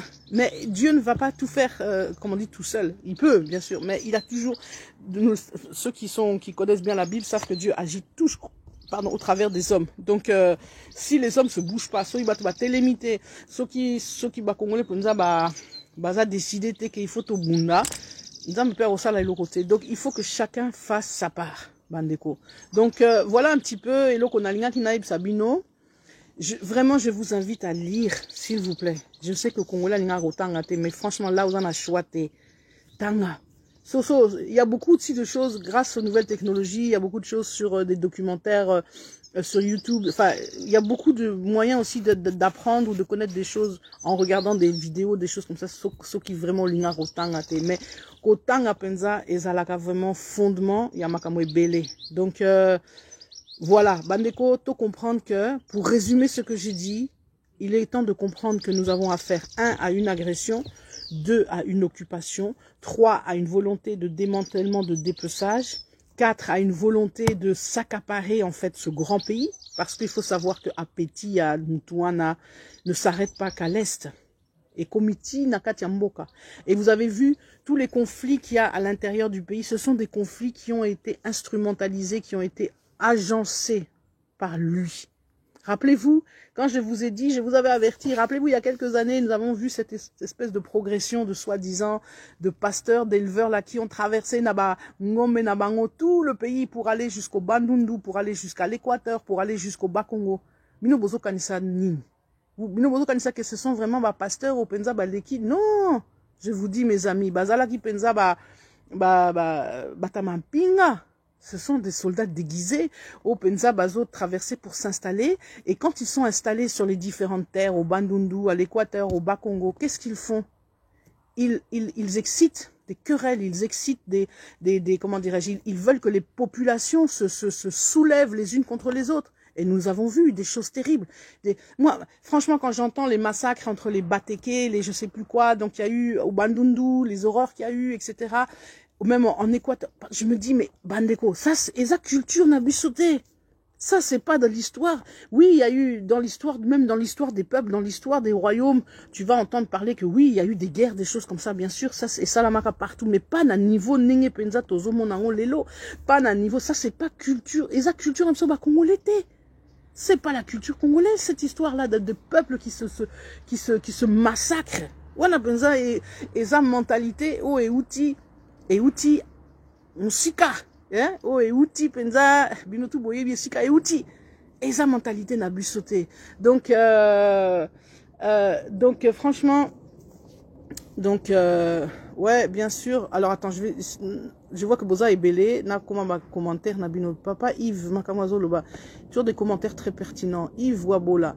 Donc, Kagame, son speech à Cotonou remet carrément en question, exactement, même sans s'en rendre compte. Papa, il remet même pas là, il l'a dit lui-même. Aloba Kiango, à un autre moment, il a d'ailleurs dit il a même fait comprendre qu'il aimerait remettre en cause l'intangibilité des frontières. Et c'est-à-dire qu'il faut refaire une conférence Berlin-Bis. Yemoko Aloba Kiango, je me souviens plus. C'était il y a quelques années aussi, Aloba Kiango. Donc, tous à la Penza conscient de ces choses-là. Et vous savez, le problème c'est, il y en a qui seraient tentés de le suivre, parce que c'est vrai que c'est tentant de se dire, bon, ces frontières sont parfois tellement absurdes que c'est normal que des Africains aient envie de dire, mais on en a marre de vivre, on nous a imposé des frontières qui ne sont pas en rapport avec notre histoire, etc. Il faut qu'on revoie tout ça. Je peux comprendre. Mais quelque part, à l'heure actuelle, c'est vraiment une boîte de Pandore. Même moi, je suis frustrée parce que moi, j'aimerais militer dans ce sens-là aussi, dire oui, mais, il faut qu'on arrête ça, qu'on refasse l'Afrique, qu'on refasse les frontières. Mais, ce qui t'offendit un peu 2-3 secondes, c'est vrai que ça deviendra un peu compliqué. Je veux pas dire que c'est presque irréalisable, mais franchement, je suis pas sûre que le résultat obtenu soit un résultat positif et que ça va pas nous entraîner dans un chaos encore plus total. Donc voilà quoi, comme tu dis, il ouvre la boîte de Pandore. Alors, qu'est-ce que je vois? Matos de Jorine, bonjour. Mathieu Chibango, allo Binini. Vous avez finalement compris que Fachi fait de son mieux pour l'armée congolaise. Cet homme est un don. Bon, papa Mathieu, je comprends. Yozalara fasciste, Yozalara, comment dirais-je, fanatique à Fachi, c'est très bien et c'est tout à fait ton droit. Mais bon, voilà. Tozo, nous, on reconnaît les choses. Vous voyez, moi, je suis pas dans l'émotionnel. Je suis pas dans le fanatisme. Le fanatisme ne mène nulle part. Je suis fanatique de Jésus, c'est tout. Oui, là, oui, Naza fanatique à Yesu. Mais le fanatique d'un homme n'amène nulle part. Fachi, comme tu dis, il fait de son mieux, je pense, sincèrement. Je pense qu'il fait ce qu'il peut. En tout cas, ce dont je suis convaincu, ce dont je suis sûr, il aime son pays, c'est un patriote. À sa manière, Nanengenaye, comme je l'ai dit, avec ses stratégies qui sont parfois complètement, voilà, voilà, bon, mais il fait aussi ce qu'il a avec les conseillers qu'il a. Donc, il est entouré de gens qui lui ont peut-être conseillé cette stratégie de tendre de la main tendue avec Kagame, mais bon, voilà quoi, je veux dire, son entourage n'est pas forcément peut-être... il a peut-être pas les meilleurs conseillers autour de lui. Enfin bon, bref, peu importe. C'est pas tellement, vous savez, ces histoires-là, c'est pas la priorité du moment. Bandeko, sincèrement, je vous le dis, même si bon, c'est pelaté, bon, critiquer là, c'est pas la priorité du moment. Pour l'instant, Tozalana Simayan, c'est vrai, Tozalana Simanae, na Sanswana, parce que on a besoin d'un minimum d'unité, d'un minimum de solidité pour combattre définitivement nos ennemis. C'est ce qui t'a créé chaos nakati, chaos sur chaos, ça va, voilà, ça amènera à rien de bon. Donc voilà quoi. Donc oui, Tozo soutenir dans ce sens-là, papa Mathieu. mais pas bêtement, pas aveuglément, pas pour tout, pas voilà quoi, c'est pas un chèque en blanc, c'est juste que oui, faisons l'unité autour de lui par rapport à l'agression du pays et par rapport au fait qu'il faut se défendre. Voilà. Alors Naomi Mekakota là-bas, bon, bah commentaire, oula, tellement bozo comme ebele boni misanga. Voilà, donc de la conscience. Merci beaucoup Willy, Onema, voilà, oui, Dieu a dit que faut na reprendre Moussa la nanga. Moni côté ya ezana ba facette et belé. Il y a pas que à côté il y a la Bible et ça peut bien, mais ça aussi ça peut côté ya, tu vois, c'est une manière aussi de prêcher et il faut comprendre son appel et son couloir. Donc je commence à réaliser que bon, c'est bien.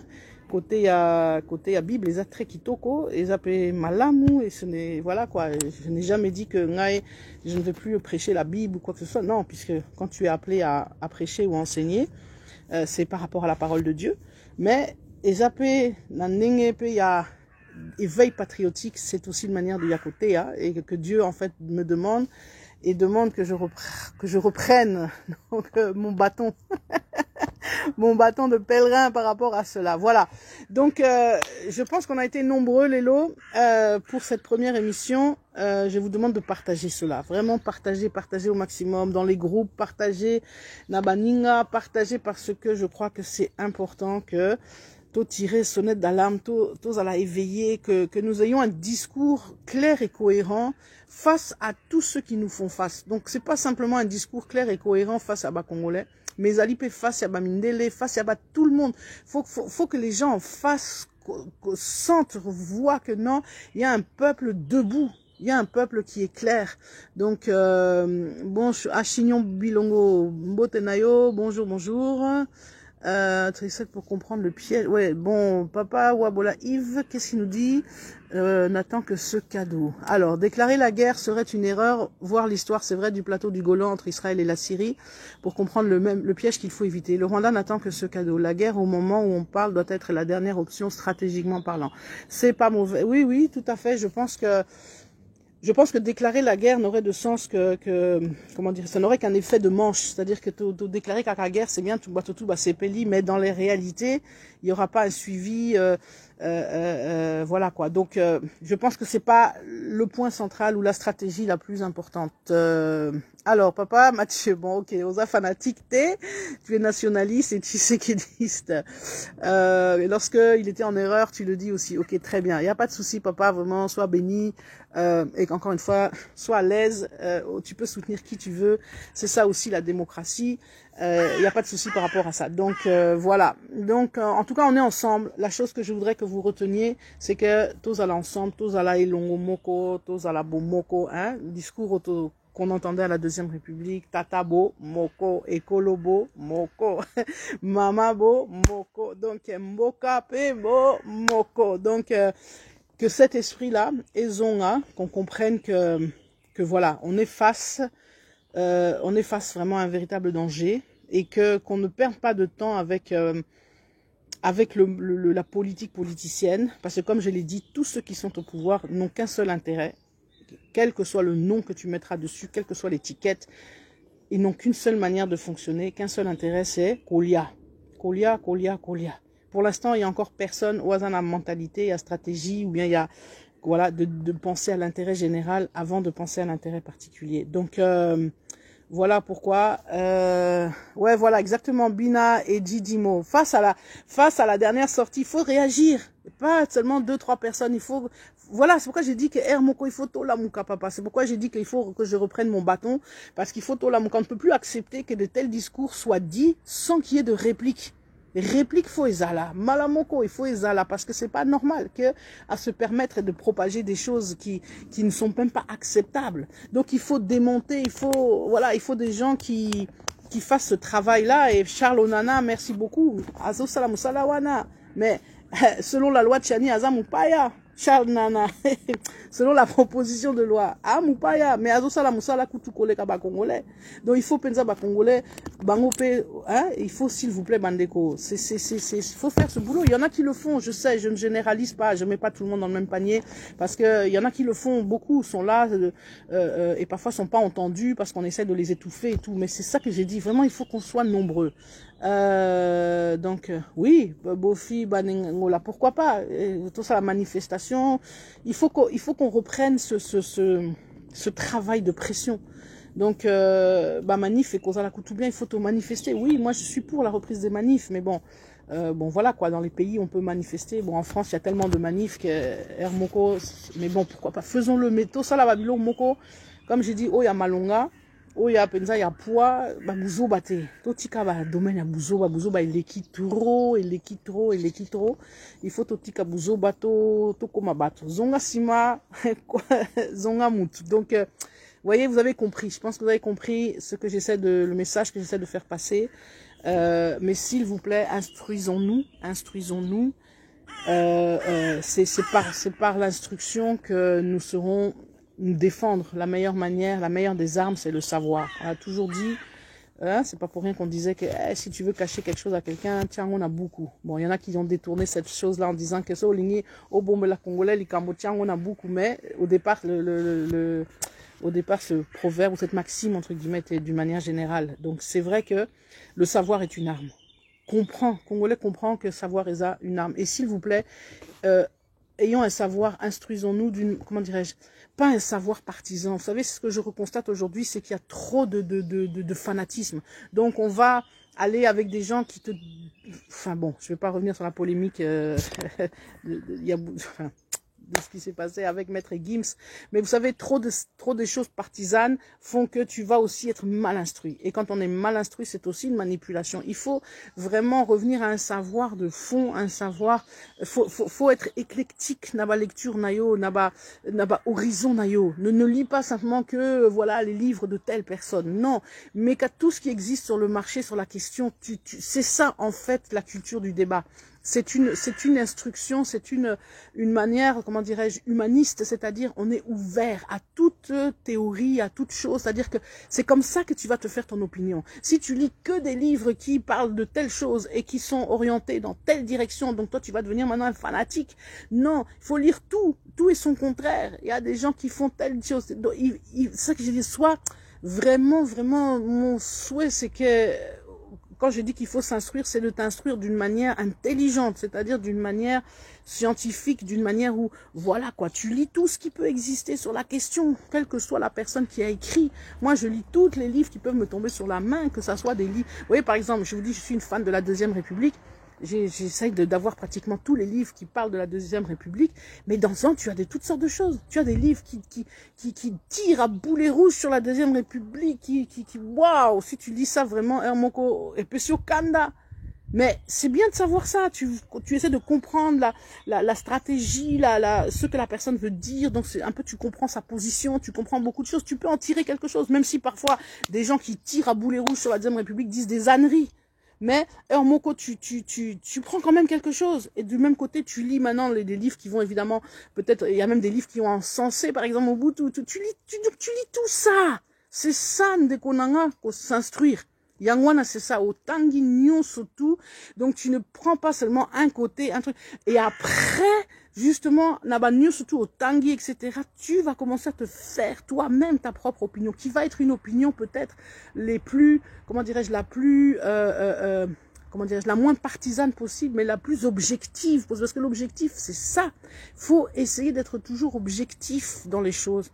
Et pas comment dirais-je, en tout cas, il faut éviter le fanatisme de Konanga. Fanatisme, ezala na religion, ezala na politique, ezala na intellectualisme, ezala ra eloko, mabe. Donc, mes amis, je vous ai donné 4 propositions de lecture.